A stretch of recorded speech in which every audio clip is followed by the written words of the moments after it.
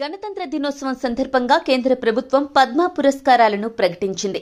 వివిధ రంగాల్లో విశేష సేవలు అందించిన ప్రముఖులకు పద్మ పురస్కారాలను అందించి గౌరవించింది.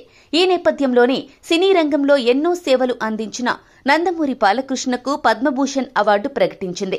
ఈ విషయం తెలియగానే నందమూరి ఫ్యాన్స్ సంతోషం వ్యక్తం చేస్తున్నారు. సినీ రంగంలో బాలకృష్ణతో పాటు కోలీవుడ్ స్టార్ హీరో అజిత్ కుమార్, అలాగే సీనియర్ హీరోయిన్ శోభనకు సైతం పద్మభూషణ్ అవార్డులను కేంద్రం ప్రకటించింది. మొత్తంగా 139 మందికి పద్మ అవార్డులు ప్రకటించారు. వారిలో 7గురికి పద్మ విభూషణ్, 19 మందికి పద్మభూషణ్, 113 మందికి పద్మశ్రీ పురస్కారాలు ప్రకటించారు. నందమూరి బాలయ్య అటు సినిమాలతో పాటు రాజకీయాలలోనూ సేవా రంగంలోనూ తనదైన ముద్ర వేశారు. రాజకీయంగా ఆంధ్రప్రదేశ్లోని హిందూపురం శాసనసభ్యులుగా వరుసగా 3 సార్లు ఎమ్మెల్యేగా గెలిచి హ్యాట్రిక్ సాధించారు. మరోవైపు బసవతారకం క్యాన్సర్ హాస్పిటల్ చైర్మన్ గా పేదవారికి ఎంతో సేవ చేస్తూ ఎందరో చిన్నారులను క్యాన్సర్ బారి నుంచి కాపాడేందుకు తన వంతు సహాయం చేస్తున్నారు బాలయ్య. అలాగే సినిమాల పరంగానూ తన సక్సెస్ ట్రాక్ ను కంటిన్యూ చేస్తున్నారు. వరుసగా అఖండ, వీరసింహారెడ్డి, భగవంత్ కేసరి, డాకు మహారాజ్ తో back to back 4 super hits తో టాలీవుడ్ లో యంగ్ హీరోల దగ్గర నుంచి సీనియర్ హీరోల వరకు ఎవరూ అందుకోలేని హిట్స్ అందుకున్నారు.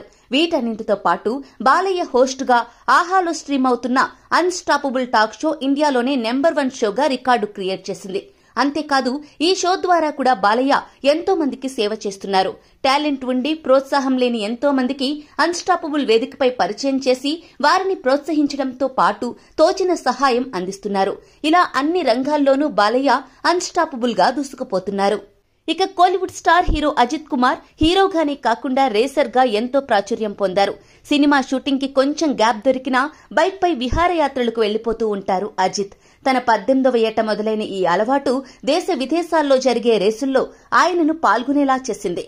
ఈ క్రమంలో ఎన్నో ప్రమాదాల బారిన పడ్డారు. ఇప్పటి వరకు 15 సర్జరీలు, 5 వెన్నుముక గాయాలు అయ్యాయి.